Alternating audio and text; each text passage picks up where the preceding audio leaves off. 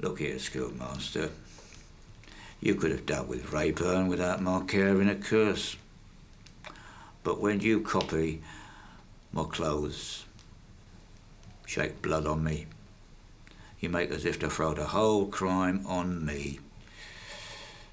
You pay me, and you'll pay me heavy, you sly devil.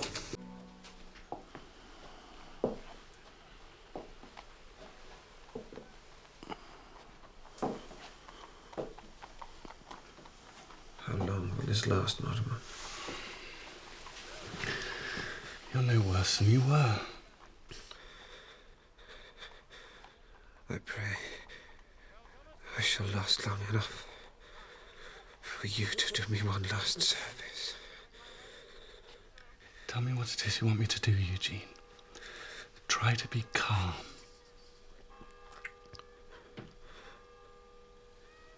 You may leave me with Jenny while you're gone. You leave me here with Jenny while you ask her. What is it you want me to do, Eugene?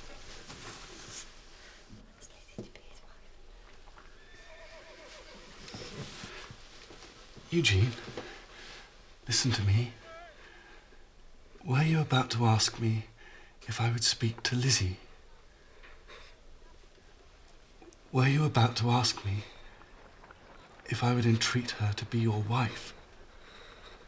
God bless you, Mortimer. Trust it to me, Eugene. I have to go for a little while. I'll leave you with Jenny.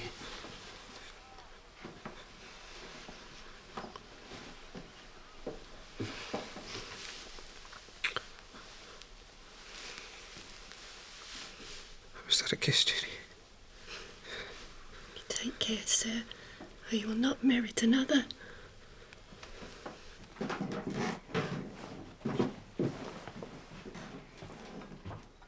Mr. Lightwood. Forgive the hour, Mrs. Rokesmith. But I have come from Lizzie Hexam with the earnest hope that you'll come back with me to see her married. Ah, then Mr. Rayburn is recovering. No. No, he's dying. Time is of the essence, Mrs. Rokesmith. There is my husband. Take some refreshment, Mr. Lightwood. And then we'll all go down together. We have a surprise visitor, my love. I fear Mr. Lightwood is much fatigued. Mr. Lightwood?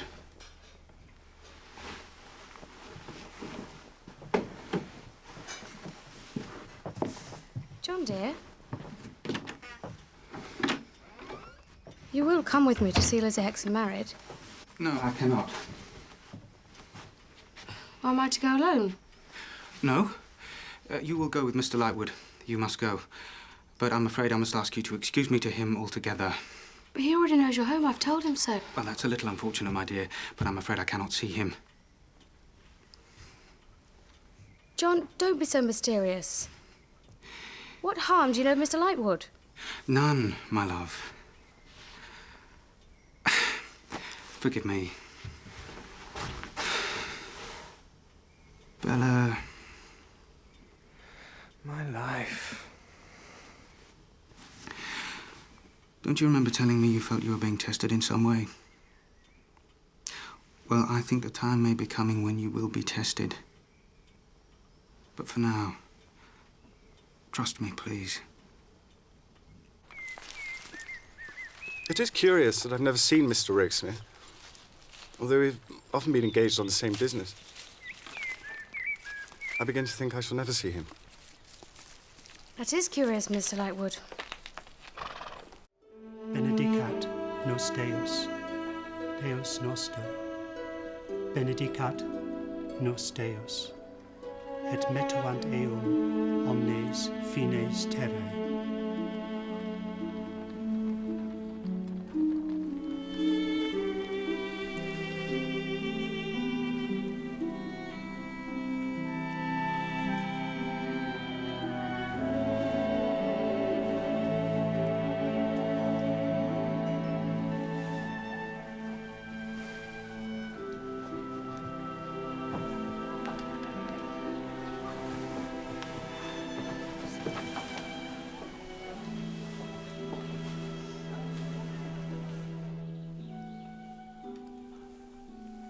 bless the day.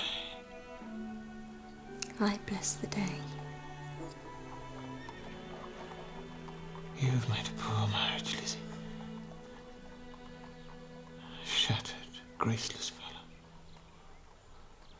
Next to nothing to leave you, and you're a young widow. I have made a marriage I would have given all the world for. You've thrown your heart away. No. I've given it to you most freely, most happily.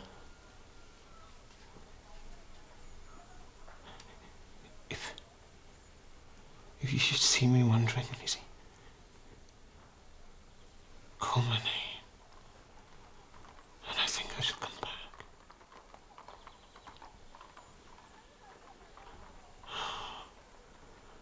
How can I repay all that I owe you? Don't be ashamed of me, and you will repay all. Eugene, not so soon. Come back. You see, you call me back from the dead. Live for me, Eugene. Live to see how hard I will try to improve myself. You cannot be improved upon, my darling. Impossible.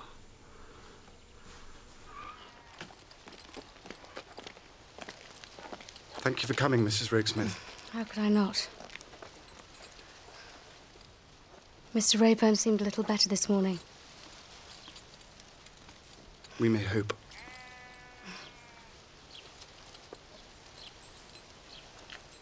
Goodbye.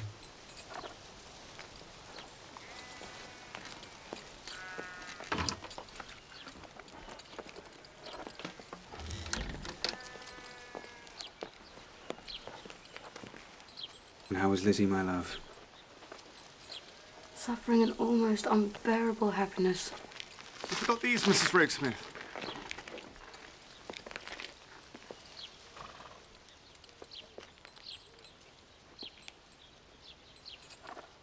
Mr. Lightwood and I have met before, my dear.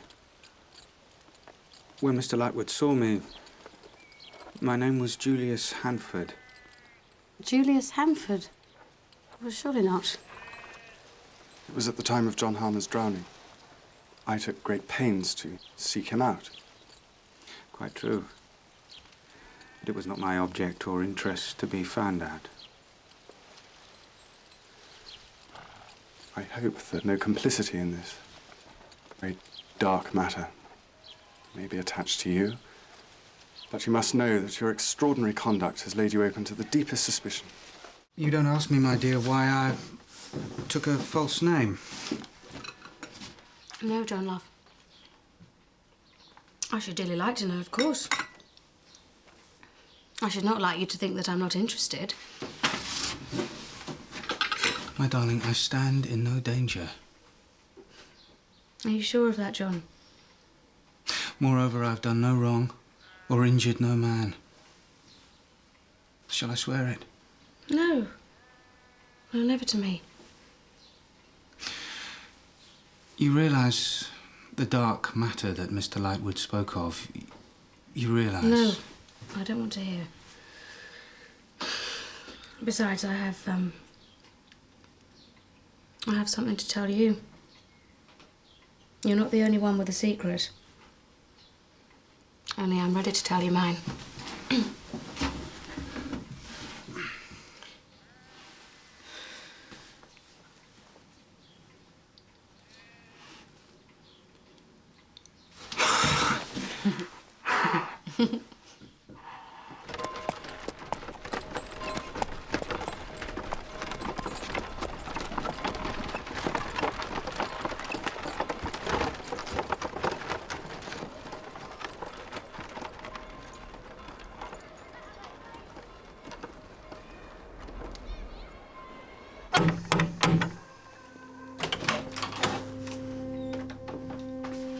Do you recognise me?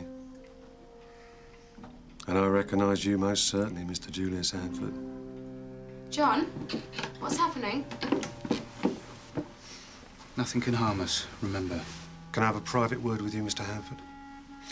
Mrs. Rokesmith knows she can have no reason for being alarmed, whatever the business. Really? Is that so? Are you going to charge me with a crime? I charge you with being in some way connected with the murder of John Harmon. No, sir, you cannot. I will come with you. No, John, you don't have to go. No, I choose to go. Don't distress yourself. I'll be back by morning.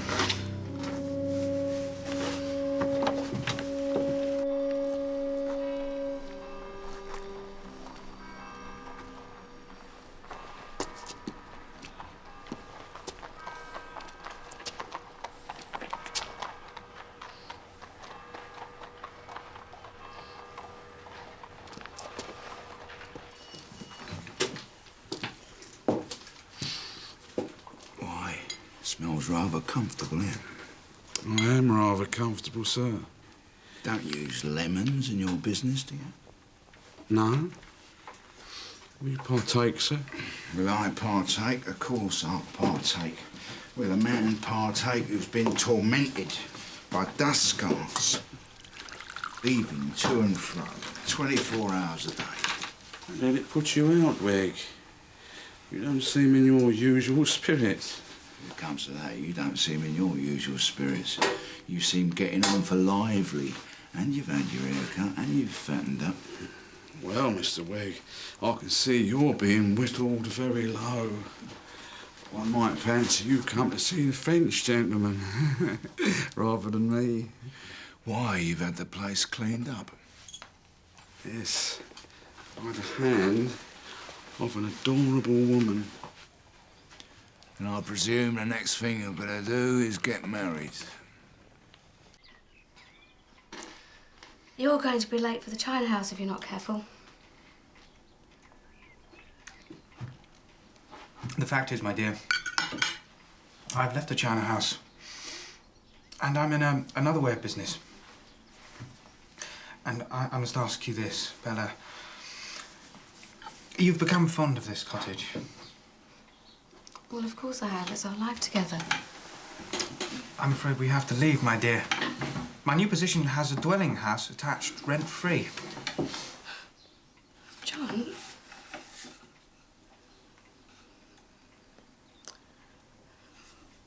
Do you consider this a gain, my dear? Yes, I do. And what about the baby? Will there be room in the house for the baby? There will, I'm sure, be room for us all. But why should you take this on trust? We will go and look at it this morning.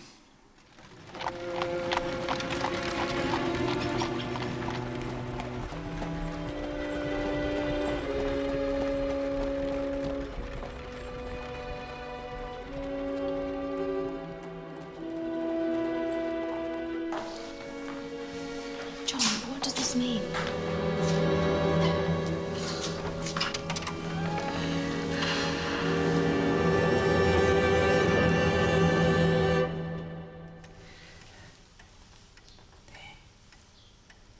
Oh, there, my dear. Let's lift you up.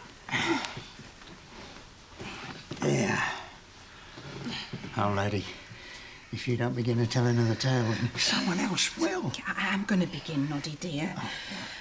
It isn't easy to know where to begin when a person's in this state of happiness. Oh. Bella, my dear, tell me who this is. My husband, of course. Oh, my. His name, dearie? Rokesmith. No, it ain't. Not a bit of it. Well, Hanford, then. No, it ain't. Not a bit of it. His name is John. I should hope so, dearie. Many's the time I've called him John. Guess, my pretty. I can't guess. I could. I found him out one night all in a flash, didn't I, Noddy, dear? It was on a particular night when he'd had a disappointment about a certain young lady. Too many's the time I'd seen sitting so lonely like that as a child. I just cried out, "John, it's you!" And he catches me as I falls down on his arms. So I says to Noddy, "Lord be thankful. Here's our little John Harmon come home again to us." And we both fall down, crying for joy. Do you see, my darling? Can you understand? These two who I came to life to dispossess and disappoint, they cry for joy. Don't you mind him. So, John tells us about his disappointment with a certain young person and how he's going to leave London and let us keep our wrongful inheritance. And my Noddy, oh, you should have seen him. To think that he'd come to the property wrongfully turned him whiter than chalk. He says, what if I was to become that old bear she thought me once? John, he says, prepare to be slighted and oppressed. And he began. Lord, how he began. And you proved yourself true, as we knew you would. And John wouldn't let us tell you, though that was the plan. He says, she's so selfless and contented. I can't afford to be rich yet. And so we go on. And now the baby's on the way. And he says, I can't tell her now. And I said, if you don't tell her as soon as you can, so she can come into her rightful home, then I will.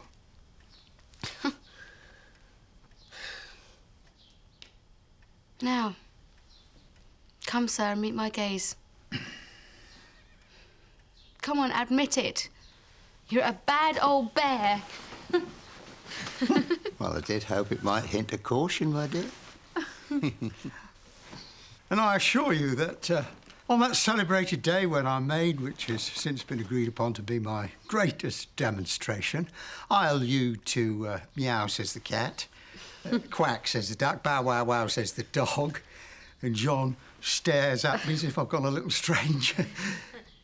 Them flinty words hit my old lady so hard on my account, I had to hold her hard to stop her from running after you and telling you I was playing a part.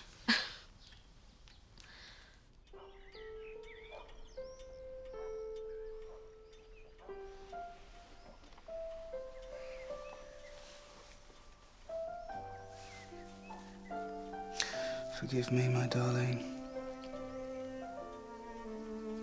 I was drowned, or as good as. And as I lay by that river gasping for air, I thought I might as well be. I had nothing left to live for. And when you have nothing, you are very bold. I had nothing to lose by trying you out. And when I did, I found I had the best of friends and the most worthy of wives. And then this new life growing within you. So when I did miraculously have everything, I was afraid to lose it and determined to hold fast to it. I could not risk telling you until I had one more signal of your love, and then yet more and more. Can you forgive me? We might still be in Blackheath had it not been for Mrs. Boffin and our friend the Inspector.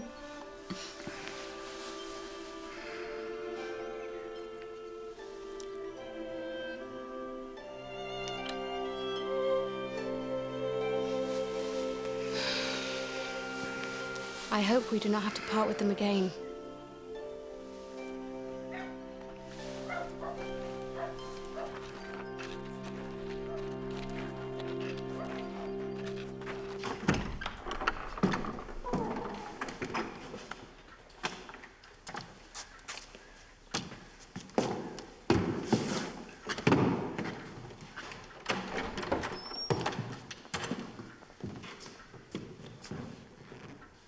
Mr. Boffin, I thought you said you dismissed this fellow.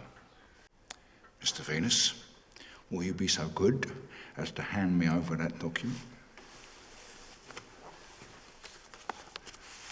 And now, sir, having parted with it, I wish to make one small observation. Not that it's necessary, but it is a comfort to my mind. Silas Wegg, you are a precious old rascal. Silas Wegg, I know that I took the liberty of telling Mr. Boffin about our enterprise at quite an early stage, and though my hands were not, for a few hours, quite as clean as I could wish, I hope I have made full amends. Oh, certainly, Venus, certainly. Thank you, sir. I'm much obliged for your good opinion and for the influence so kindly brought to bear on a certain lady, both by yourself and Mr. John Harmon. Everything else between you and me is now an end. But I beg leave to repeat, you are a precious old rascal! You're a fool. You may go. And welcome. I see how this goes. You can afford to be so bold. Now you have so much less to lose.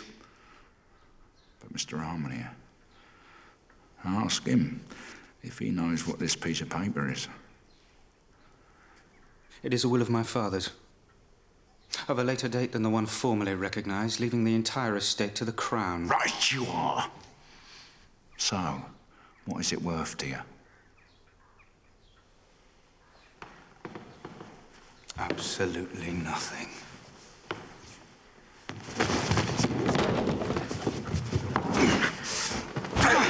You scoundrel!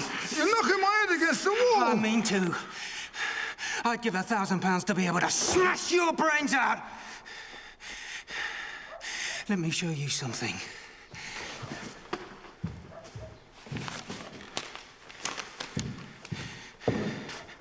This is the last will of many made by my unhappy father, and it leaves the entire estate to Mr. Boffin, excluding me altogether. Mr. Boffin found it, and it disturbed him beyond measure.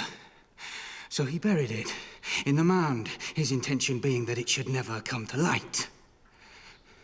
When he told me of this, I urged him to recover it and have it legally established. So now you see that this pathetic piece of paper has no value whatsoever. Now you will listen to me. We knew enough about you to persuade Mr. Boffin to lead you on to the last possible moment so that your disappointment might be the heaviest possible. And believe this, I only possess my inheritance through Mr. Boffin, who insisted that I should have my fortune and he his small inheritance and no more. I owe everything I possess to the kindness and tenderness of Mr. and Mrs. Boffin. And when I see a roundworm like you presume to rise up against these noble souls, the wonder is I don't twist your head off and throw it out of the window!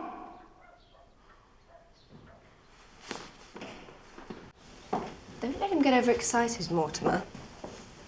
Visitors bring up his spirits.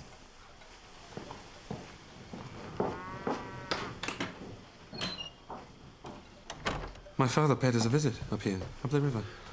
Objected to his hotel, of course. And as you know, he's a much younger cavalier than me, and an admirer of beauty, was so affable as to suggest that Lizzie should have a portrait painted, which for him is like a paternal benediction with gushing tears. So our marriage being so solemnly recognised, I have no fear on that score. And you were handling my puny financial affairs so adeptly that what little that I have to call my own may be more than I ever had. Eugene, the schoolmaster. He's not suspected. No. Rest easy. I've made sure the police have lost scent of him.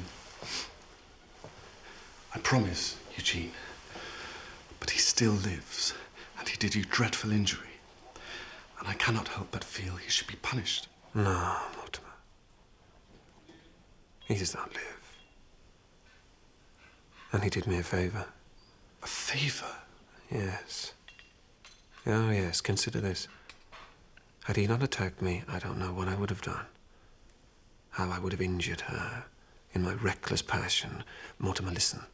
Listen. I would have lost her respect. Any possibility of our love would have gone forever. Consider that. And consider what I have now. And then tell me whether the schoolmaster lives. If not, as some ghost between here and hell, knowing as he does that he brought us together.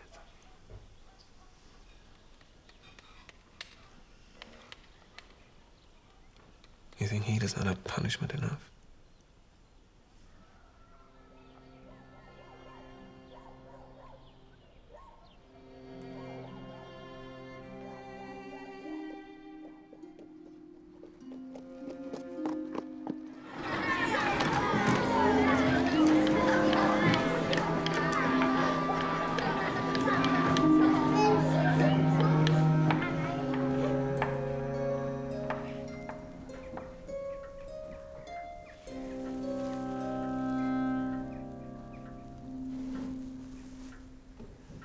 Begging your pardon, sir, but where might I be? Well, this is a school, sir. Ah. And who might teach at this school? I do. What, you're the master? Yes, I am the master, yes. And a lovely thing it must be. To teach young children like these what's right. And to know that they learnt what's right by your example. Might I ask a question of these lambs of yours? If it is educational, yes. Oh, it is that. Tell me, young sirs, what sorts of water do we find on land? And, my lambs, what is it that they catch in these lakes and rivers and ponds? Fish. Yes, but what else? Wheat. Yes, but I'll have to tell you what else.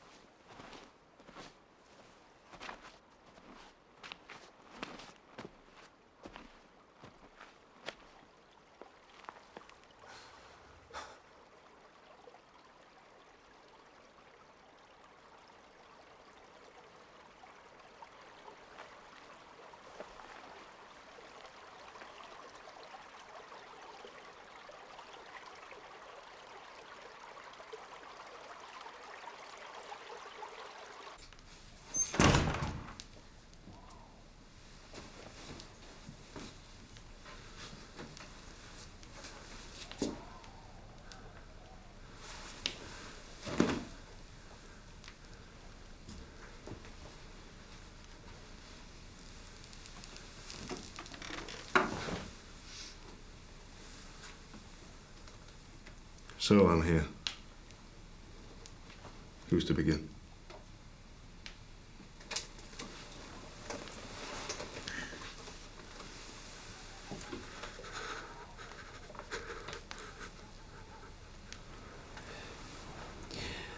Well, where's your watch? Well, I left it behind. I want it.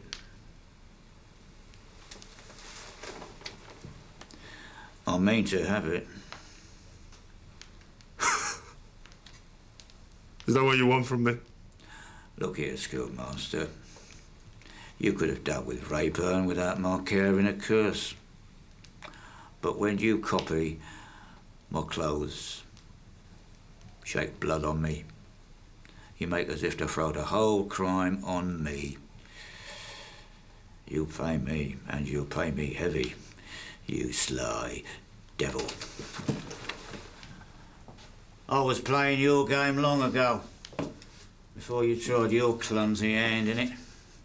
When you stole away, I stills after you, and I sees you throw these bloody clothes away.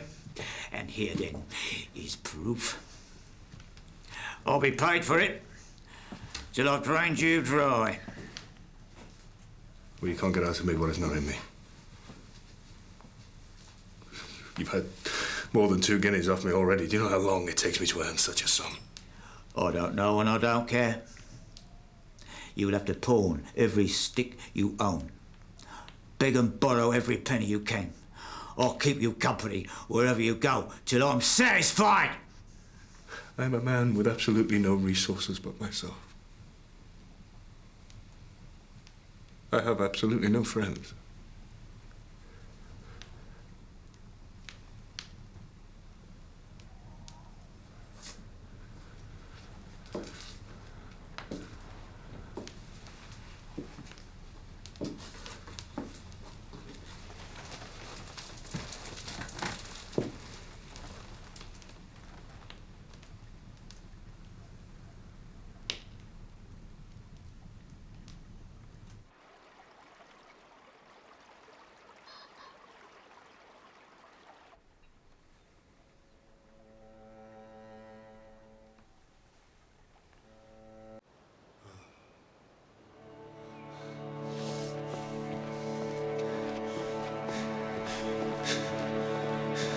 Come, master. You can't be rid of me. I'm a-going along with you wherever you go.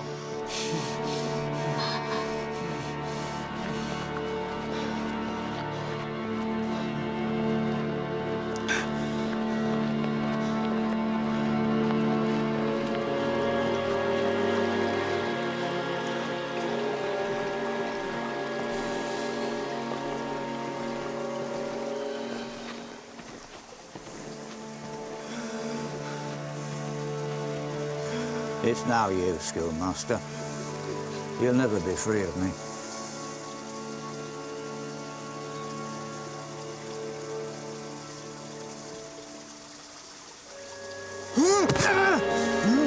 Let go! Well, get me a knife! It's no use. You can't drown me. I told you, the man has been brought back out of drowning.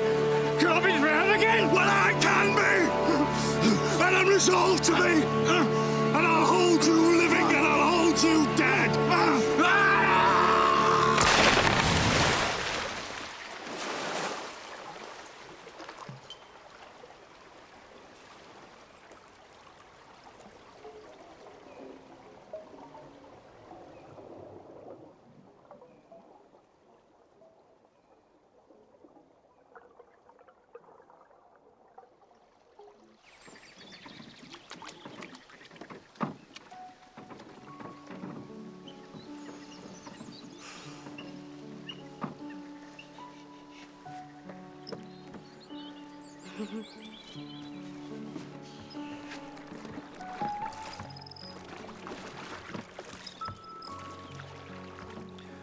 Now that I have the energy, Mortimer, I've been thinking about the future.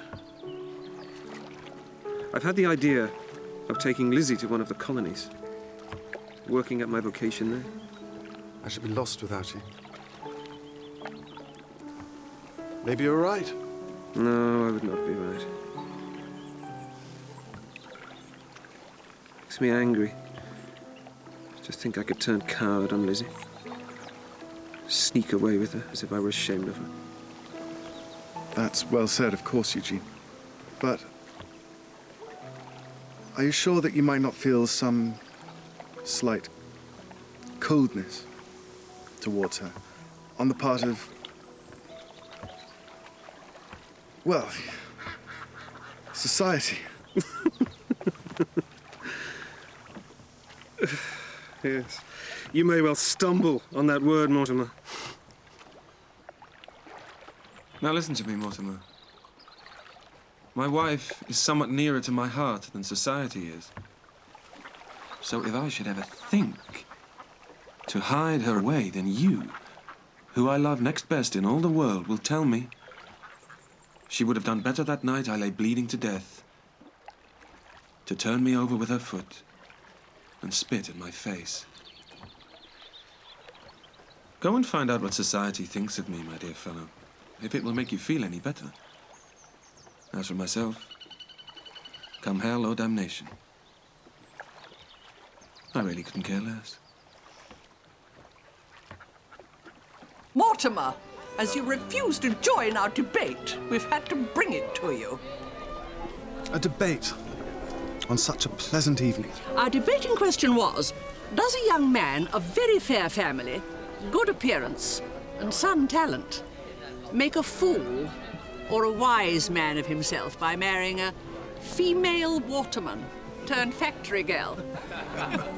That is hardly the question, which is, I believe, whether the man who you describe does right or wrong in marrying a brave woman. I say nothing of her beauty. Excuse me. Was this young woman ever a female waterman? Never. But she might sometimes have rowed in a boat with her father. And my gorge rises against such a marriage. It offends and disgusts me. Makes me sick. There must be equality in station. A man accustomed to society must look out for a woman accustomed to society. And what if the man does not care for society?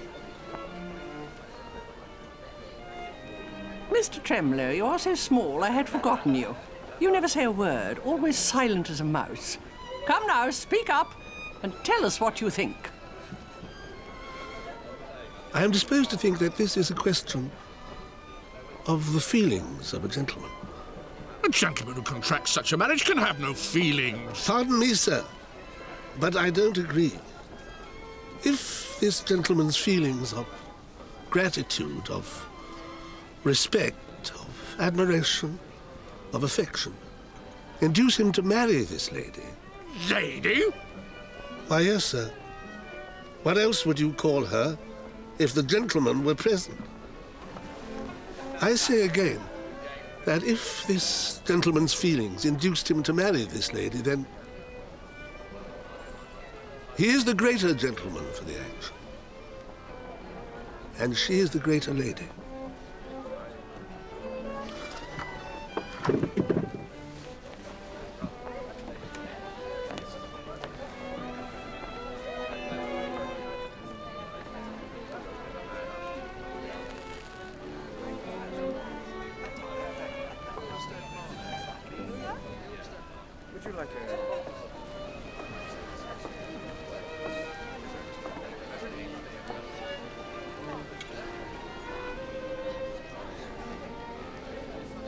Time for one more before we go back.